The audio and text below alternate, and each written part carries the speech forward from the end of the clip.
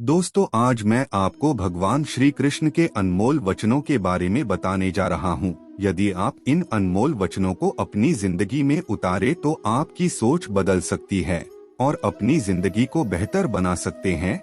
भगवान श्री कृष्ण के बारे में हम सब ने सुना है और कई बार पढ़ा है कि भगवान श्री कृष्ण को 108 नामों से जाना जाता है। भगवान श्री कृष्ण अलग अलग स्थानों में अलग अलग नामों से जाने जाते हैं। वर्टिकल बार भगवान श्री कृष्ण के पिता का नाम वसुदेव था, इन्हें आजीवन वासुदेव के नाम से जाना गया था। तो चलिए उन अनमोल वचनों के बारे जानते हैं। और हाँ, एक और बात, अगर वीडियो पर पहली बार आए हो तो वीडियो को लाइक और चैनल को सब्सक्राइब करना ना भूले। चलो शुरू करते हैं।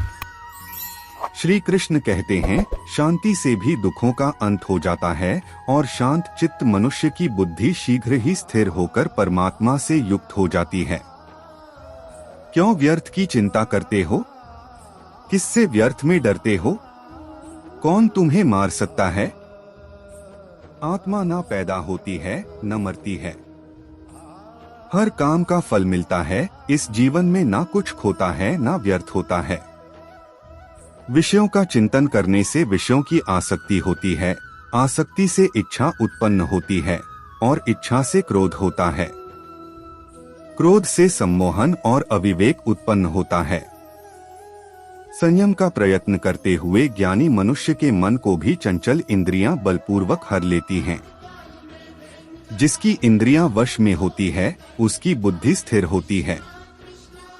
जो भी मनुष्य अपने जीवन आध्यात्मिक ज्ञान के चरणों के लिए दृढ़ संकल्प में स्थिर है, वह सामान्य रूप से संकटों के आक्रमण को सहन कर सकते हैं और निश्चित रूप से खुशियां और मुक्ति पाने के पात्र हैं।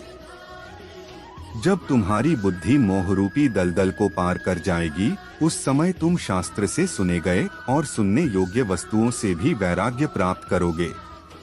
केवल कर्म करना ही मनुष्य के वश में है, कर्मफल नहीं। इसलिए तुम कर्मफल की आसक्ति में ना फंसो तथा कर्म का त्याग भी ना करो। तुम्हारा क्या गया जो तुम रोते हो? तुम क्या लाए थे जो तुमने खो दिया? तुमने क्या पैदा किया था जो नाश हो गया? न तुम कुछ लेकर आए, जो लिया यही से लिया, जो दिया यही पर दिया, जो लिया इसी ईश्वर से लिया, जो दिया इसी को दिया। जो मन को नियंत्रित नहीं करते उनके लिए यह शत्रु के समान कार्य करता है। खाली हाथ आए और खाली हाथ वापस चले। जो आज तुम्हारा है कल और किसी का या परसों किसी और का होगा। तुम इसे अपना समझकर मग्न हो रहे हो। सुख दुख, लाभ हानि और जीत हार की चिंता ना करके मनुष्य को अपनी शक्ति के अनुसार कर्तव्य कर्म करना चाहिए। ऐसे भाव से कर्म करने पर मनुष्य को पाप नहीं लगता।